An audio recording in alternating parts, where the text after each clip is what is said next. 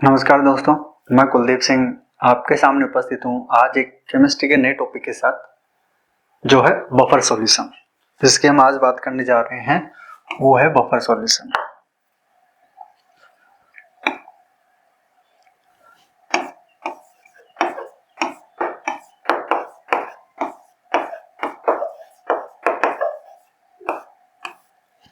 अब ये buffer solution होता क्या है, इसको थोड़ा सा हम न्यूट्रल सॉल्यूशन का एग्जांपल लेते हुए समझेंगे और उसके बाद में इसके टाइप्स पढ़ेंगे और इसकी फिर पीएच के बारे में हो सके तो इसी वीडियो में हम बात करेंगे, नहीं तो नेक्स्ट वीडियो में इसके पीएच का हम डिस्कशन करेंगे।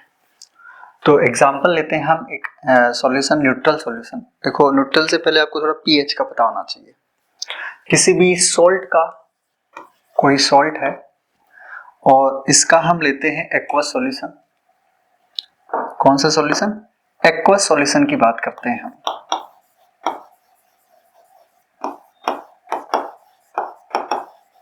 देखो, लिक्विड, एक्वस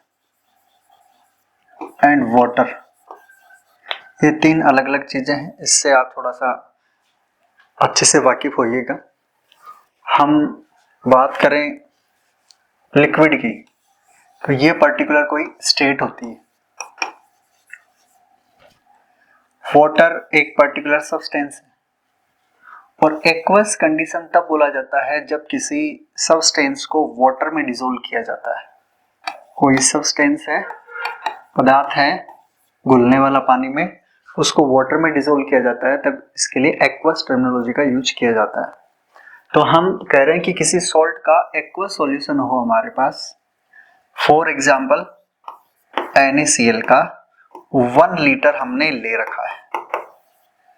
अब इस 1 लीटर सॉल्यूशन में कौन कौन से आयन प्रेजेंट है?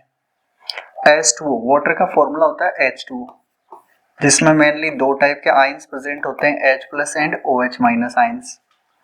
तो एक्वस सॉल्यूशन है, इस वजह से इसमें H+ आयंस भी प्रेजेंट है और OH- आयंस भी प्रेजेंट है। हम इनकी कंसंट्रेशन की बात करें तो इस एक्वस सॉल्यूशन में दोनों की कंसंट्रेशन होती है इक्वल। स्क्वायर ब्रैकेट कंसंट्रेशन को शो करता है। तो यहां जब किसी एक्वस सॉल्यूशन में कंसंट्रेशन हो जाती है इक्वल, तब ऐसे सॉल्यूशन को आप कहते हो न्यूट्रल सॉल्यूशन। और न्यूट्रल सॉल्यूशन की जो पीएच होती है वो कितनी कंसीडर करते हो? पीएच होती है इसकी 7। अब हम दो अलग अलग नेचर के सॉल्यूशन इसमें ऐड करते हैं, उनकी स्मॉलर क्वांटिटी ऐड करते हैं और पीएच में हुए चेंजेस की बात करते हैं। अगर इस 1 लीटर NaCl में हम ऐड करें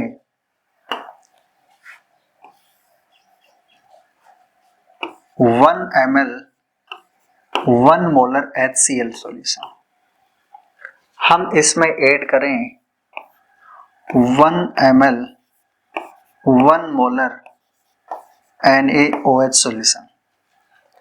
जैसे ही आप इसमें ये ऐड करते हो, जैसे ही इसमें ये ऐड करते हो आप, तो जो पीएच है वो डिक्रीज होकर कहां पहुंच जाएगी? इस सॉल्यूशन की पीएच डिक्रीज होकर 3 तक पहुंच जाएगी। जैसे ही आप इसमें 1 ml NaOH ऐड करते हो तो पीएच इसकी इंक्रीज होकर कहां पहुंच जाएगी? पीएच इसकी इंक्रीज होकर 11 तक पहुंच जाएगी। आप इसको यूं समझ सकते हैं, थोड़ा सा मैं इसको और डायग्रामेटिकली सही करता हूं।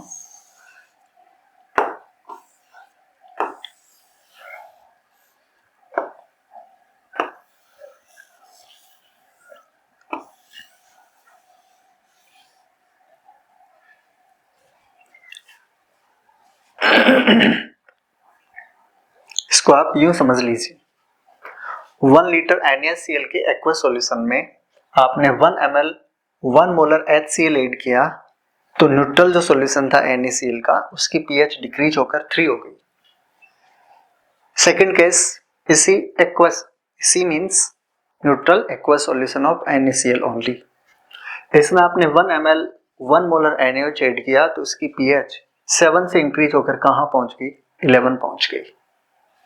तो यहां ये जो pH का चेंज होना एक पर्टिकुलर ऐड किए जाने वाले एसिड और बेस की नेचर पर डिपेंड कर रहा है, और हम इस एक्वस सॉल्यूशन को इस टाइम पर क्या नहीं कह सकते, इस एक्वस सॉल्यूशन को इस टाइम पर हम बफर नहीं कह सकते। ये एक बफर सॉल्यूशन नहीं है, नॉट ए बफर सॉल्यूशन। अब हम एक एग्जांपल ले रहे हैं बफर का। मैं बफर होने से पीएच में चेंज एकदम से नहीं होता है या स्लाइट होता है, ये कितना होता है, ये एक एग्जांपल लेके आपको बताने की कोशिश कर रहा हूं।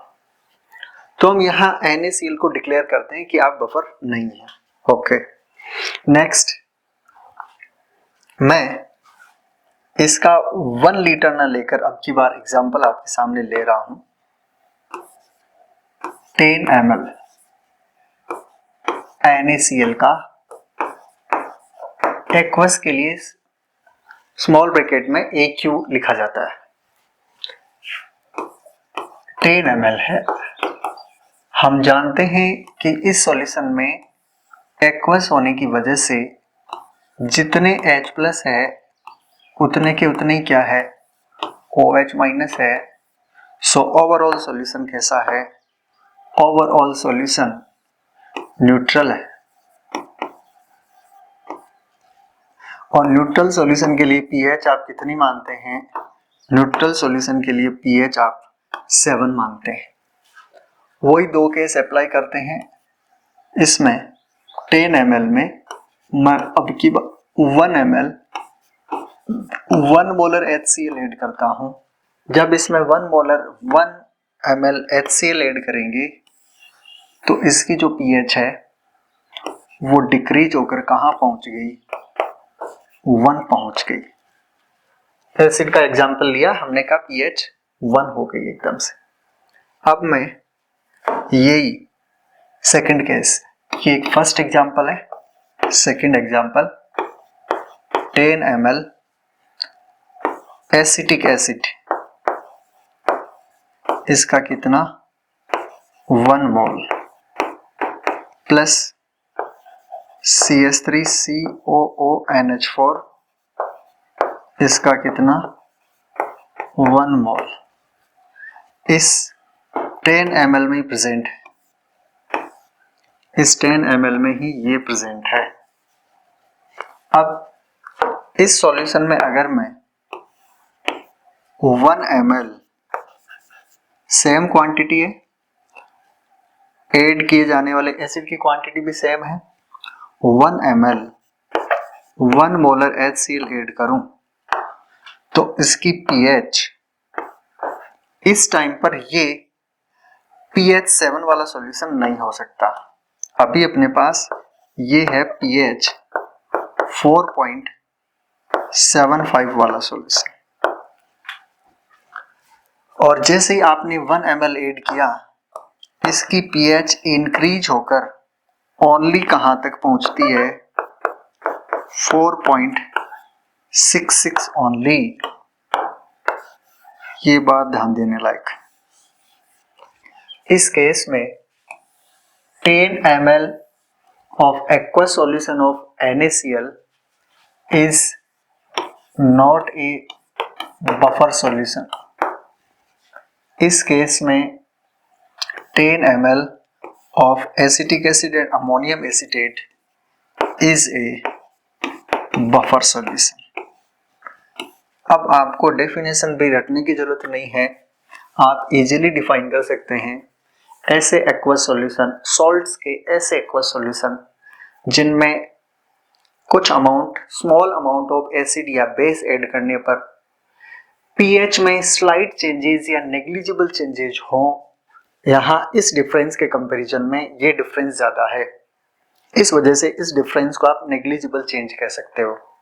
तो स्मॉल अमाउंट ऑफ एसिड या बेस डालने पर negligible change in pH observe होता है, तो ऐसे सॉल्यूशन को आप क्या कहते हो, बफर सॉल्यूशन कहते हो। पर्टिकुलर किसी बफर सॉल्यूशन में reserved acidity and reserved alkalinity present होती है। अभी मैंने आपके सामने जो एग्जांपल लिया उसमें जो बफर एक्शन शो की जाती है वो इस सॉल्ट से शो की जाती है।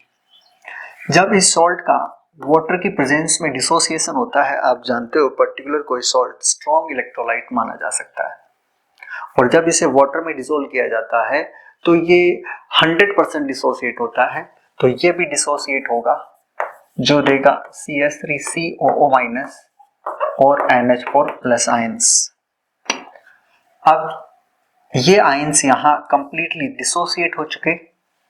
अब अगर आप इस सॉल्यूशन में, मैं आपको बफर सॉल्यूशन की मैकेनिज्म भी बता रहा हूं। अभी इस टाइम पर ये है आपके सामने स्ट्रॉन्ग इलेक्ट्रोलाइट,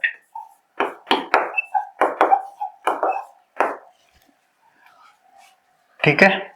जब आप इस सॉल्यूशन में क्या ऐड करते हो, H+ means acid, small amount of acid, तो बने हुए एसीटेट आयन कंबाइन होते हैं H+ आयन से और बनाते हैं एसिटिक एसिड,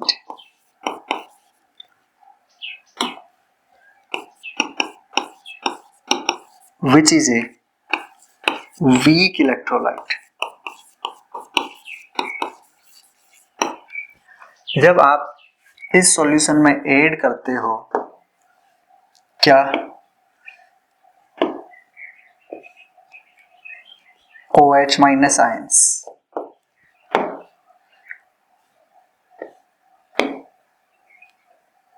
OH- आयंस, तो NH4+ आयंस जो अभी आपके सामने है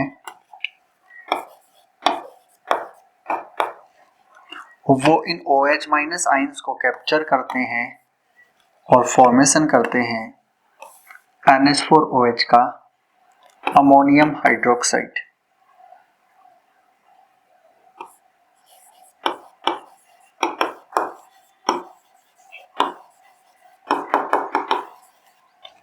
और ये है एक वीक इलेक्ट्रोलाइट।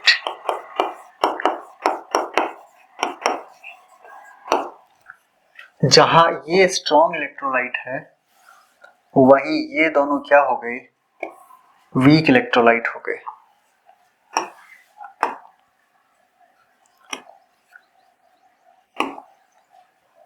जब इनका डिसोसिएशन होता है तो बनते तो एसीटेट एंड H+ आयन ही है, NH4+ एंड OH- आयन ही है, बट ये 100% डिसोसिएशन नहीं होगा। मींस इस aqueous solution of ammonium acetate ने क्या किया, आने वाले H+ आयंस को कैप्चर कर लिया, जेब में डाल लिया। कहाँ है H+? इस अमोनियम एसीटेट के एक्वस सॉल्यूशन ने इनकमिंग OH- आयन को कैप्चर किया, जेब में डाल लिया। कहाँ है OH-? कहाँ है OH- मींस इस टाइम पर इसने कंजूसी की, ये वापस H+ जितने लिए हैं उतने नहीं देगा। स्ट्रॉन्ग इलेक्ट्रोलाइट वे इलेक्ट्रोलाइट होते हैं जो 100% डिसोसिएट होते हैं, वीक इलेक्ट्रोलाइट वो इलेक्ट्रोलाइट होते हैं जो लेस देन 30% डिसोसिएट होते हैं, अबाउट 30% से कम डिसोसिएट होते हैं। तो ये जितने OH- आयन कैप्चर करता है स्ट्रॉन्ग बेस या स्ट्रॉन्ग एसिड से सॉल्ट का एक्वस सॉल्यूशन, उतने H+ या OH- वापस नहीं देता है, जिससे pH में ऑब्जर्वेबल चेंजेस, एप्रिसिएबल चेंजेस आपको नहीं मिलेंगे। इस वजह से ये बफर का काम करता है। इसमें हल्का सा जो एसिटिक एसिड है वो इस बफर एक्शन को थोड़ा सा उसकी एसिडिटी को मेंटेन रखता है। जैसे अगर इसमें एसिड मिला हुआ हो तो वो एसिडिक बफर होगा, वीक बेस मिला हो तो बेसिक बफर होगा। तो ये बफर सॉल्यूशन की बफर एक्शन होती है, जिसकी वजह से हम कहते हैं कि जितने H+ आयन यहाँ आए थे उतने ये वापस नहीं देता है, H+ आयंस को डिक्रीज कर देता है। तो जो ऐड किए हुए H+ आयन है यानी जो pH है उसमें चेंजिंग इतनी ज्यादा कम देखने को नहीं मिलेगी। जो OH- है जितने इसने कैप्चर किए उतने यहाँ नहीं देंगे, इस वजह से यहाँ pH में जो चेंजिंग है उतनी ज्यादा अधिक आपको देखने को नहीं मिलेगी। सर ज्यादा अधिक, उतनी ज्यादा कम मींस यहाँ pH कम होनी चाहिए, यहाँ pH ज्यादा होनी चाहिए, तो जो डिफरेंस है वो पीएच में चेंज होने का आपको कम मिलेगा। अब हम बफर, आई होप आपके ठीक ठाक आ गया होगा समझ में। नेक्स्ट हम बात कर रहे हैं क्लासिफिकेशन ऑफ बफर की।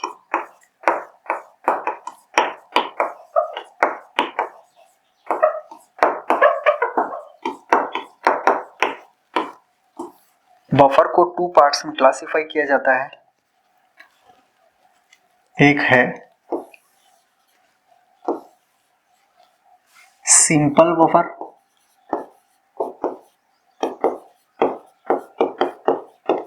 और एक होता है मिक्स्ड बफर। फिर ये जो मिक्स्ड बफर है वो टू पार्ट्स में क्लासिफाई किया जाता है। एक होता है एसिडिक बफर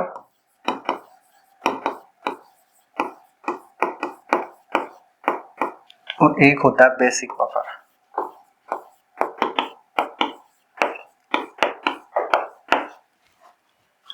जो एसिडिक बफर होता है वो मिक्सचर होता है weak acid plus salt of weak acid, इसी वीक एसिड का salt with strong base.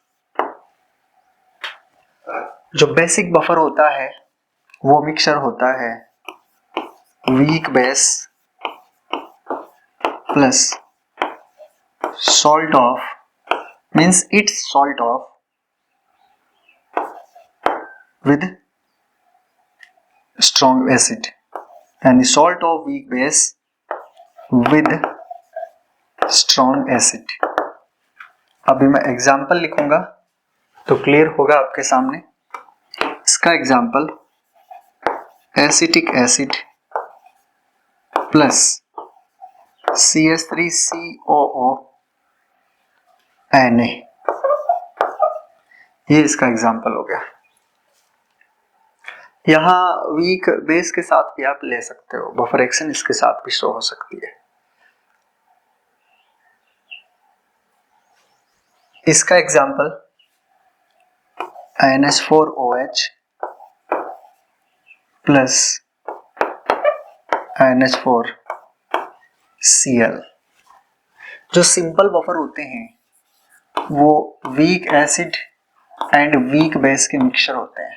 Example के तौर पे अमोनियम एसीटेट। तो ये आपके सामने डिफरेंट टाइप के बफर सॉल्यूशन का क्लासिफिकेशन हुआ। इनकी बफर एक्शन सेम वैसे ही है जो मैं पहले आपके सामने डिस्कस कर चुका हूं। बफर एक्शन सॉल्ट के आयंस की वजह से यहाँ शो होती है।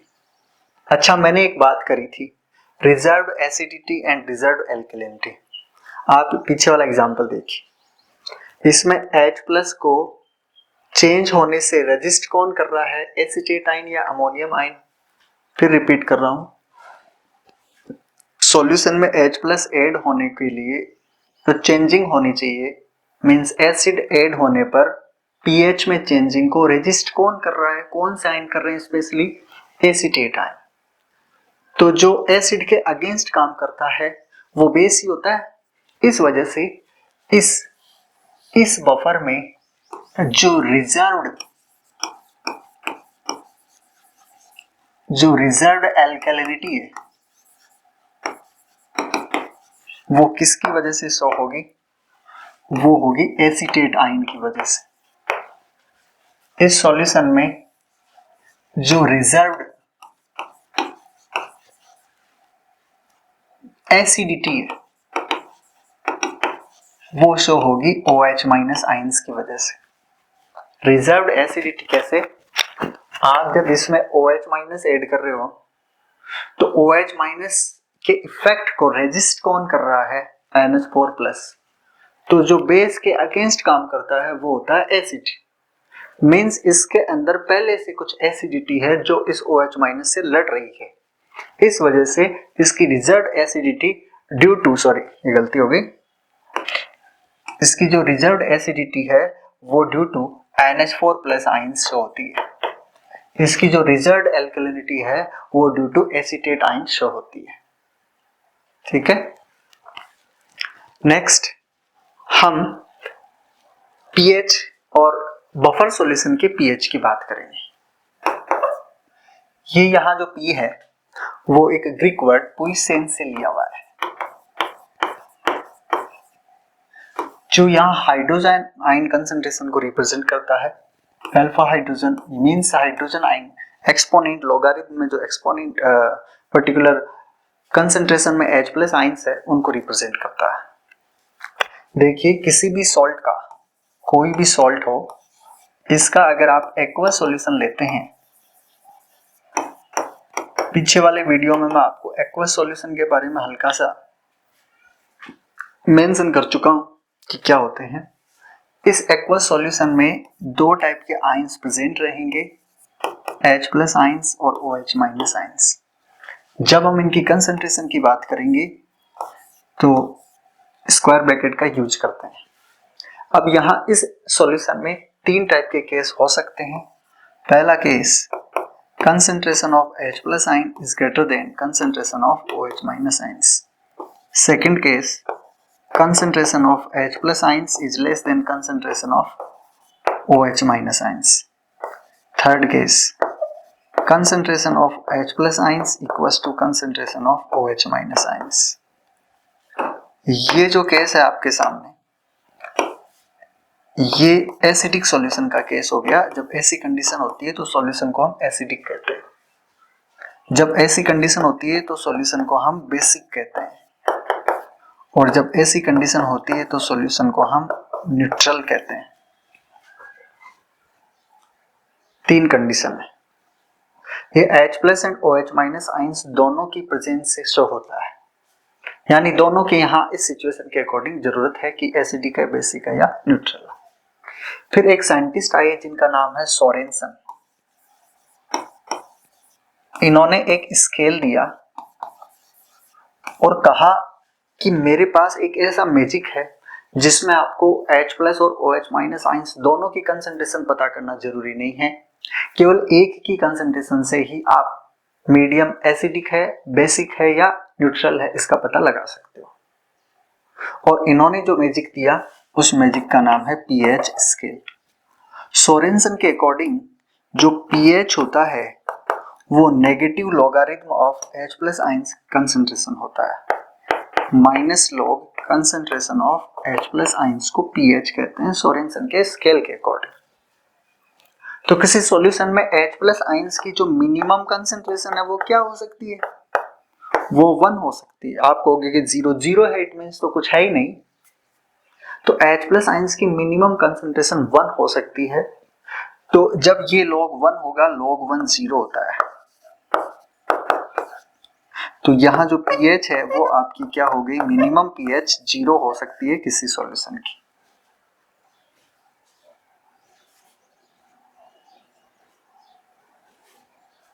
इसके अलावा मैक्सिमम क्या हो सकती है? मैक्सिमम के लिए OH माइनस आयन को 0 करो। इसी स्केल में हम सेकंड केस की बात कर रहे हैं। OH माइनस क्या हो सकता है? 1। OH 1 होगा, तब उस केस में जो pH है वो क्या हो जाएगी? 14। यानी pH स्केल 0 से 14 के बीच की होती है। सर हमें ये वाली कहानी समझ में नहीं आई। इस कहानी को समझने के लिए आपको पढ़ना पड़ता है ionic product of water. Ionic product of water, जल का आयनिक गुणनफल। जो H2O मॉलिक्यूल होता है उसमें हम ये मानते हैं कि जब ये डिसोसिएट होगा तो H प्लस और OH माइनस आयन देगा, और H plus and OH minus ion की जो कंसंट्रेशन का मल्टीप्लिकेशन होता है, जिसे हम प्रोडक्ट कहते हैं, वो होता है 1.0 इंटू 10⁻⁻14। ये होता है जिसे KW से रिप्रेजेंट करते हैं।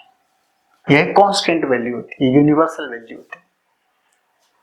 तो जब सोरेनसन ने कहा कि हमारा पीएच होता है minus log concentration of H plus, इसी के सिमिलर एक्सप्रेशन ये भी हो सकता है कि जब pH ऐसा है तो POH के लिए हम लिख सकते हैं minus log concentration of OH minus, और अभी भी आपने देखा KW होता है H plus and OH minus ion की कंसंट्रेशन का प्रोडक्ट मींस मल्टीप्लिकेशन। इसका पहले लॉग लेते हैं, हम इसको इस फॉर्मेट में रखना चाहते हैं, तो इसी के इक्वेशन का आप जब लॉग लेते हैं तो log KW equals to log H plus plus log OH minus. Log लेने के बाद पूरी इक्वेशन को माइनस से मल्टीप्लाई करते हैं, तो हम लिखेंगे minus log KW equals to minus log H plus minus log OH minus. थोड़ी देर पहले ही मैं आपको बता चुका हूं, माइनस लॉग H प्लस को हम कह सकते हैं PH और माइनस लॉग OH माइनस को हम कह सकते हैं POH। माइनस का ध्यान रखिएगा। तो यहां से नया equation minus log KW equals to PH plus POH हो गया। इसको भी आज से हम क्या लिख सकते हैं, PKW। PKW equals to PH plus POH, जो कितना होता है, जब KW इतना है तो इसका अब आप लॉग लेके तो किया ना, इस न्यूमेरिकल वैल्यू का लॉग लो तो कहते हैं log 1 और माइनस मल्टीप्लाई प्लस में log 10 raise to power minus 14। log 1 होता है 0, तो आपके पास ये रहा माइनस 14 log 10। log 10 होता है 1, मीन्स इसकी log वैल्यू होती है माइनस 14। इसका मीनिंग के log माइनस log KW के इक्वल हो गया माइनस 14। जब आप इस इक्वेशन को माइनस से मल्टीप्लाई करते हो तो ये क्या हो जाएगा, प्लस। इस वजह से ये कितना होता है, 14। अगर बात समझ में नहीं आई हो तो उसको थोड़ा सा ब्रेक कीजिए और वापस मैंने क्या क्या बोला उसको ध्यान से सुनिए। तो मैं कह रहा हूं PH और POH का टोटल सम कितना होता है, 14। जब मैंने ये कहा था, एक कंडीशन मैंने पिछले एग्जांपल में मेंशन की थी, OH माइनस क्या हो, 1। जब OH माइनस 1 है तो उस केस में log 1 क्या हो जाएगा, 0। मीन्स ये क्या हो जाएगा, 0। ये 0 हो गया ना, log 1 0। तो फिर उस केस में PH कितनी रह जाएगी, 14। ये PH का मैक्सिमम वैल्यू होगा। तो तभी कह रहे हैं PH 0 से 14 की स्केल में चलती है। अब आगे चलते हैं। हम पर्टिकुलर किसी सॉल्यूशन की जब भी pH डिटरमाइन करेंगे तब आपके पास क्या होना चाहिए, ये मैंने बफर एक्सप्लेन किया उनके स्लाइड से। आपके पास pH के लिए सबसे पहली बात क्या होना जरूरी है, concentration of H plus ions. इस वीडियो में मैं pH का ओनली फॉर्मुलेशन बताऊंगा कि डिफरेंट टाइप के mixtures, buffer mixtures, aqua solution, उनके लिए pH हम कैलकुलेट करते हैं तो किस फॉर्मूले से करते हैं, ये फॉर्मूला कैसे डिराइव होता है। इसका मैथमेटिकल पार्ट हम अदर वीडियो में देखेंगे कि न्यूमेरिकल pH से रिलेटेड आता है तो कैसे आता है, इसलिए सीधा मैं इनके न्यूमेरिकल पे नहीं जा रहा। खैर, तो pH के लिए H प्लस आयंस की कंसंट्रेशन होना जरूरी है। ये नॉर्मल सॉल्यूशन की जब आपको pH पूछेंगे तब। For example 1 molar HCl solution की pH बताएं तो आप इसके लिए 1 लिख दीजिए। 1 into 10 raised to power minus 3 molar HCl solution की pH बताएं। क्वेश्चन इस टाइप से आएंगे, इस टाइप के सिंपल न्यूमेरिकल नहीं आते।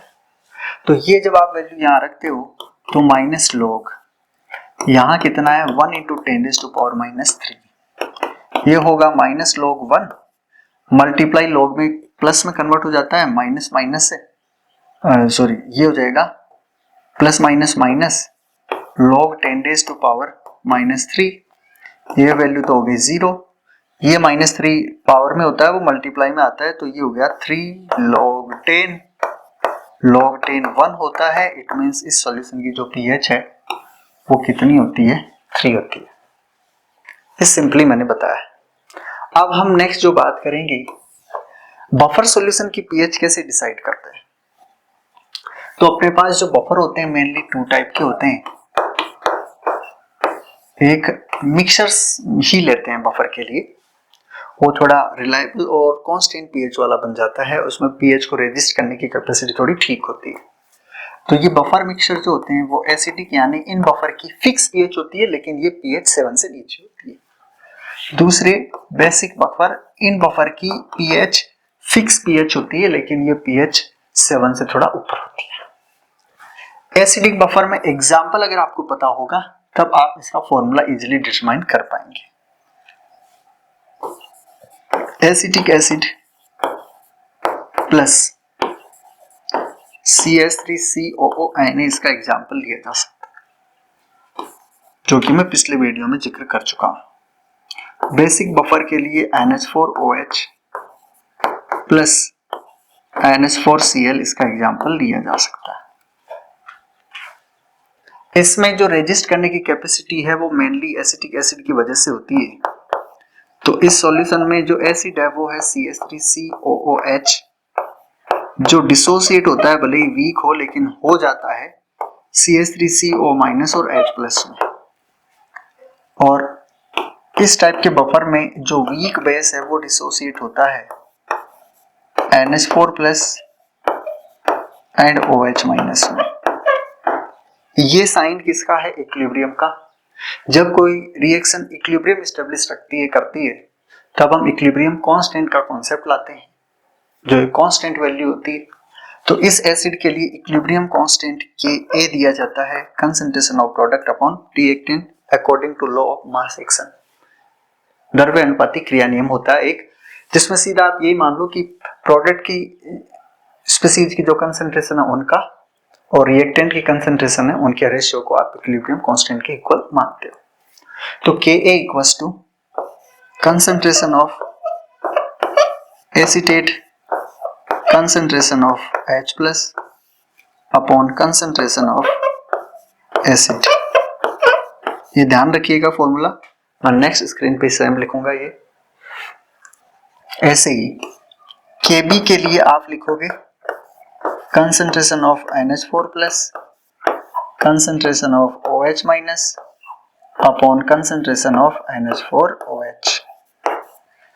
चलो अभी अपने पास जगह है तो इस जगह का भी यूज कर लेते हैं। इस इक्वेशन को देखिए, इक्वेशन कहती है कि इसमें मोस्टली जो एसीटेट आयन है वो किस वजह से आते हैं? मिक्सचर के अकॉर्डिंग चल रहे हैं, तो मोस्टली एसीटेट आयन किस वजह से आते हैं ये बताइए मेरे को।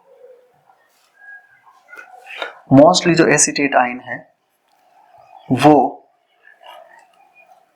इस सॉल्ट की वजह से आते हैं। क्योंकि दोनों का कंपैरिजन करें तो ये वीक इलेक्ट्रोलाइट है और ये स्ट्रॉन्ग इलेक्ट्रोलाइट है।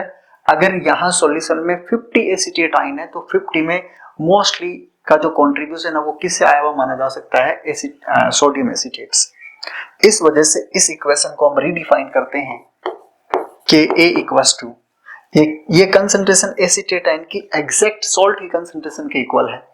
इस वजह से यहाँ Ka इक्वल टू हम लिख देते हैं कंसंट्रेशन ऑफ सॉल्ट।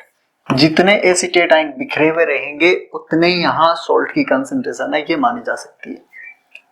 फिर बाकी तो यहाँ ये H+ है, वो जो आप एसिड मान रहे हो उसकी वजह से है, या H+ लिख दो, एसिड तो है नहीं ना। और एसिड मेनली ये है एसिटिक एसिड। तो एसिडिक बफर के लिए यहां से H+ क्या होगा? इसी इक्वेशन से एक इक्वेशन है हेंडरसन हेसलबेच इक्वेशन, उसको हम डिराइव कर रहे हैं यहाँ। तो H+ equals to Ka acid upon salt.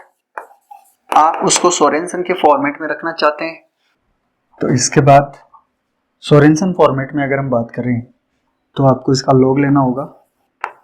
Log H+ equals to log Ka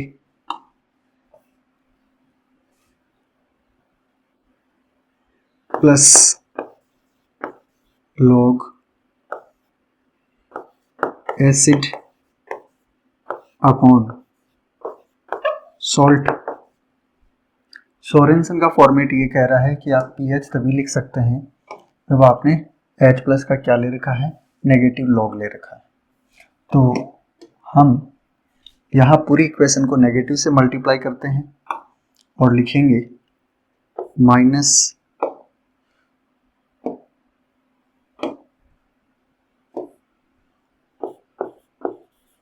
log h plus equals to minus log ka minus log acid upon salt, और फाइनली आप माइनस log h प्लस को लिखते हो pH equals to minus log ka को लिखोगे pKa, और अगर इस log वैल्यू को आप साइन चेंज करना चाहते हैं तो ये वैल्यू जस्ट ऑपोजिट हो जाएगी, आप लिखोगे प्लस log, तो सॉल्ट ऊपर चला जाएगा और एसिड नीचे आ जाएगा। ये हेंडरसन-हेसलबेच इक्वेशन का एक फॉर्म है।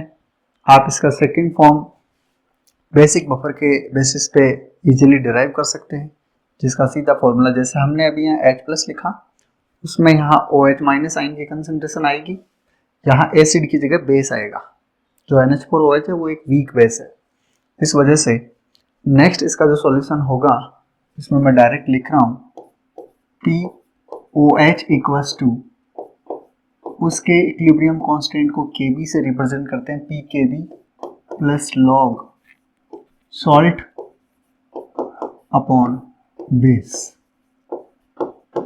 सेम प्रोसेस से वो डेराइव जो हो रहा था उसी प्रोसेस से ये डेराइव होगा pH pKa plus log salt upon acid, और ये आ जाएगा POH pKb plus log salt upon base. और आपको पता है, आपके पास अगर pH पता है या POH पता है तो आप POH निकाल सकते हैं, pH निकाल सकते हैं। तो इस फॉर्मूले से अगर आपको pH की वैल्यू पता है, POH की वैल्यू पता है, तो यहाँ से 14 माइनस POH उसका pH हो जाएगा। ये फाइनली बेसिक बफर के pH को सॉल्व करने का एक तरीका है। ठीक है, आप डायरेक्टली फॉर्मूला के बेसिस पे आप लिखना चाहते हैं तो आप इसको लिखिएगा pH equals to 14 minus PKb minus log salt upon base. ये हेंडरसन-हेसलबेच इक्वेशन का सेकंड फॉर्म है बेसिक बफर सॉल्यूशन के लिए। आई होप आपको ये वीडियो अच्छा लगा होगा, और हम नेक्स्ट ऐसे इंटरेस्टिंग वीडियो के साथ मिलते रहेंगे। तब तक देखते रहिए कुलदीप स्टडी। हाँ, अगर आपके मन में कोई डाउट है या आप कोई अपना इंटरेस्टेड टॉपिक पढ़ना चाहते हैं तो कमेंट बॉक्स में ज़रूर अपनी राय दीजिए। Thank you.